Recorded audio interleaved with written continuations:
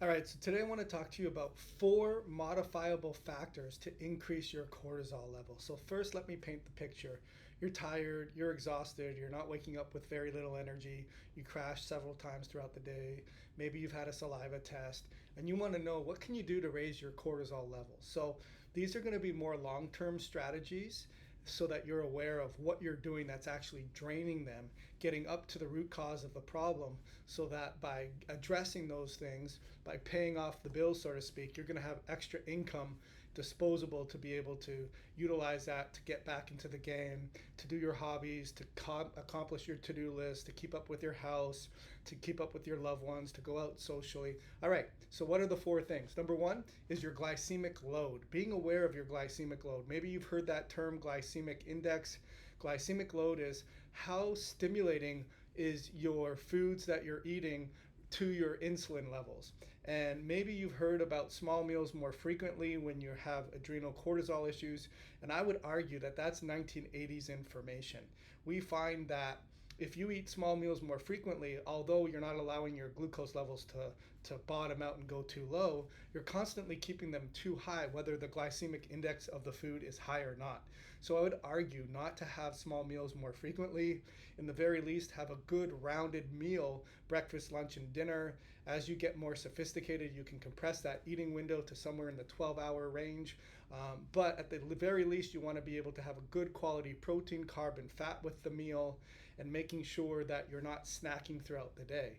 Certain things that you could be doing are fiber, soluble, insoluble, things like FOSs, inulin, just anything that's made from the earth, that's made with leafy greens and good fibrous foods are going to help slow down that index so that you're not spiking your glucose. Cinnamon, omega fatty acids, bitter melon, berberine, these are all things that can help support your glucose levels so that you're not constantly causing your cortisol to be stimulated, thereby causing it to be flatlined.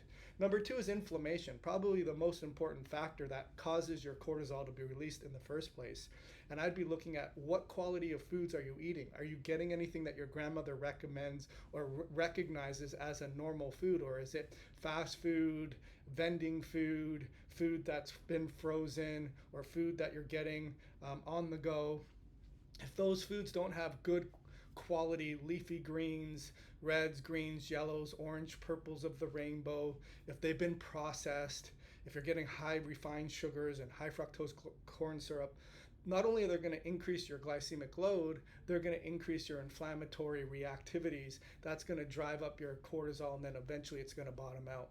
Certain things that I suggest are omegas, omega 3s and omega 6s, making sure you're getting good minerals, whether it's a sea salt or you're putting a liquid mineral, good quality foods, and avoiding the processed nature of foods. The third thing is going to be circadian rhythm. And I say this in all my videos when we're addressing your HPA axis, whether your cortisol is too high or cortisol is too low, is really calibrating your circadian rhythm.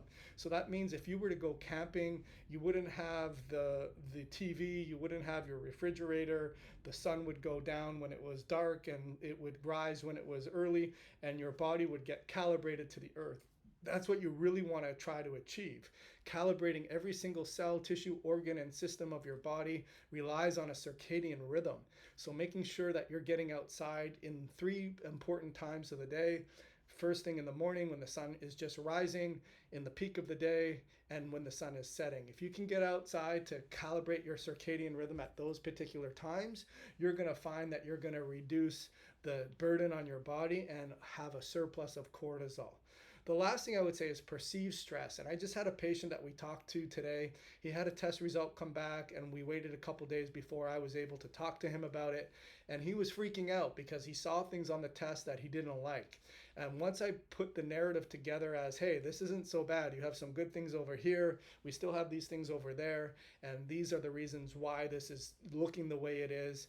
And it's actually an improvement. But the challenge is if we've already made a foregone conclusion that it's horrible, that the sky is falling, that you're not getting any better, you've gone ahead and kicked up the ocean floor, not because you needed to, but because your perception of the stimulus has caused your HPA axis to go haywire. So I would ask you, what are you doing in your life that you're perceiving stress, whether it's finances, relationships, jobs, to-do lists, if you put the spin on it as this is awful, it's never going to get better, I can't do this, it's not fair, I'd ask you to flip the switch and see what you can see that's positive about it, so that you don't automatically have that release of cortisol. So those are my 4 modifiable factors. In my next video, what I'm going to do is I'm going to be talking to you about 5 specific nutrients that you can take in order to raise your cortisol. So make sure you go ahead and like and subscribe to our video. And if you have any questions, put them in the comments below. And I look forward to helping you with your exhaustion and burnout.